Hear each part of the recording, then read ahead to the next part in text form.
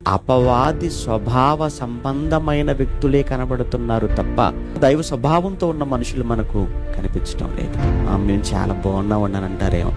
మీరేటై పట్టే కుర్ర శర్మాన్ని కప్పుకున్న అది ఉంటారా ఉండరా చెప్పండి.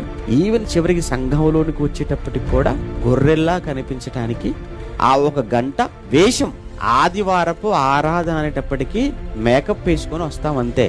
ఏ మేకప్? గొర్రె మేకప్. అంటే గొర్రెనగానే ఎంత వినయం, సాధు, విధేయత, ఏమి అమాయక జీవి అన్నట్లుగా ఎలా అయితే మనం అనుకుంటామో సేమ్ ఆ టైపులో వచ్చి ఒక గంట 2 గంటలు గొర్రెలా ఉంటాం.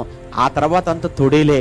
ఇప్పుడు ఒక గంట 2 గంటలు ఉన్నందుకు గొర్రెనాలా, మిగతా రోజుల్లో తొడేలుగా మారినందుకు నేను తొడేలే అనాలి.